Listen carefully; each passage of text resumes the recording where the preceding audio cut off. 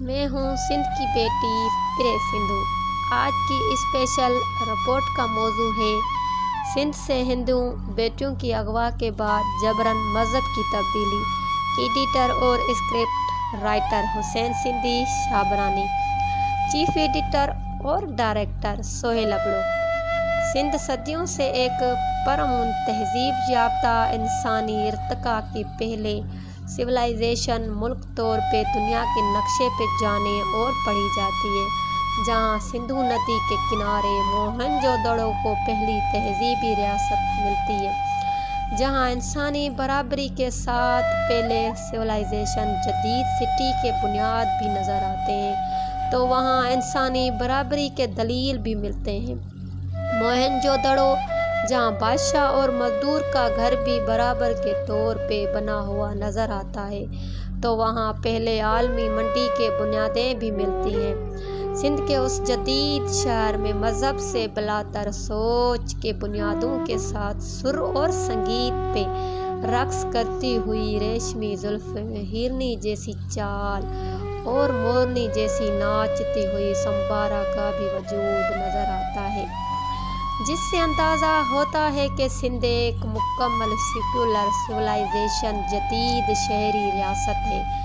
سندھ جہاں مذہب سے بالاتر سندھیت کے بنیادیں نظر آتی ہیں، تو وہاں شیو اور شکتی جیسا عظیم فلسفی انسانی ارتقاء کا نقطۂ نظر بھی موجود نظر آتے ہیں، جس سے واضح ہوتا ہے کہ مرد اور عورت کی برابری پر ہی انسانی، سماجی، سیاسی اور معاشی ترقی مشروط ہے۔ سندھ وسائل سے مالا مال اور قدرت کی خوبصورت تخلیق دھرتی ہے،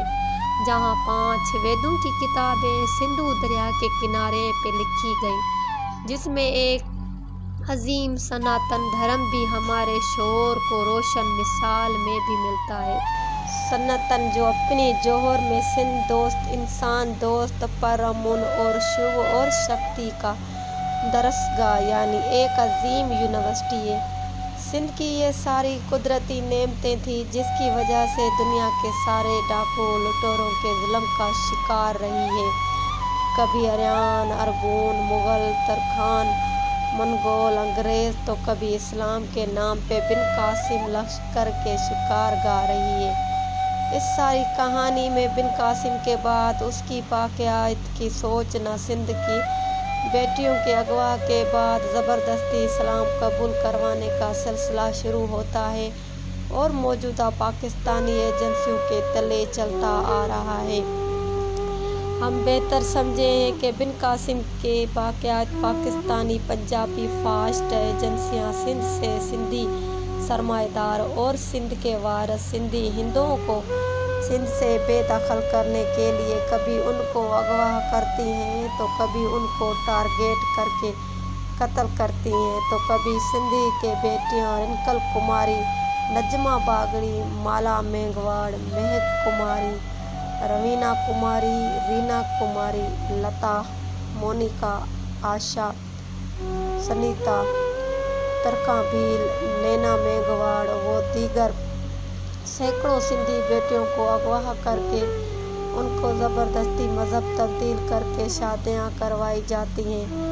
سب کو پتہ ہے کہ میاں مٹھو، پیر سرندی اور بھرچوندی پاکستانی آرمی کے خاص خدمتگار ہیں، جن کا کام صرف سندھی ہندو بیٹیوں کو اغوا کرنا ہے۔ اس بات کے بہت دلیل موجود ہے۔ تازہ انٹرنیشنل ہیومن رائٹس رپورٹ میں واضح کہا گیا ہے کہ میاں مٹھو سندھی ہندو بیٹوں کو اغوا کر کے زبردستی مذہب تبدیلی میں ملوث ہے۔ ہم سمجھتے ہیں کہ سندھ کے اندر اس طرح کے واقعات میں پاکستانی ایجنسیاں یہ تاثر دینا چاہتی ہیں کہ سندھی مسلمان سندھی ہندو سے زیادتی میں ملوث ہیں، مگر اس طرح کے تاثر کو ہم رد کرتے ہیں، کیونکہ سندھ کے اندر ہزاروں سالوں سے سندھ مذہبی سے بالاتر ہو کے ایک قوم کی صورت میں آباد ہے، جہاں اڈورو لال بھی، جس کی ایک دیوار کی طرف مندر تو دوسری جانب مسجد ہے۔ سندھ میں 7 بیلوں کی بھی مثال موجود ہے، جہاں ایک طرف مندر تو دوسری طرف مسجد ہے۔ ایسی ہزاروں مثالیں موجود ہیں کہ سندھی قوم میں یہ تاثر بالکل ہی نہیں کہ سندھی مسلم اور ہندو مسلم، بالکل سندھیت ہی سندھی قوم کی تاریخی پہچان ہے، جس کو ختم کرنے اور سندھ پہ مستقل قابض ہونے کے لیے پاکستانی پنجابی ایجنسیاں دن رات سازش میں مصروف ہیں۔ یہ ایک تاریخی سچ بھی ہے کہ ہر دور کے قابض قوت نے سندھ پہ اپنا قبضہ اور عقیدہ مسلط کرنے کے لیے سندھی قوم میں نفسیاتی پیروپیگنڈا کر کے ہیچ نیچ اور جاہل ثابت کرنے کی ناکام کوشش کی ہے، اور اس دور میں بھی پاکستانی پنجابی ایجنسیاں سازش کر رہی ہیں جو ناکام ہو جائیں گی، جس کا مثال نمرتا چندانی کے قتل بعد سندھ کی ساری مذہبی تنظیموں نے متفق رائے سے نمرتا چندانی کو سندھ کی شہید بیٹی قرار دیا اور سندھ بھر میں احتجاجی ماتم کیا۔ اس بات سے ثابت ہوتا ہے کہ سندھ اندر سندھی ہندو بیٹیوں کی اغوا میں پاکستانی ایجنسیوں کے پشتی پناہی میں چلنے والے درگاہوں کے دلال میاں مٹھو جیسے غدارے سندھ ملوث ہیں،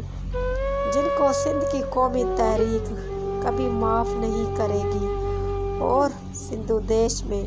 ان کی قبروں اور درگاہوں کا کوئی وجود نہیں رہے گا۔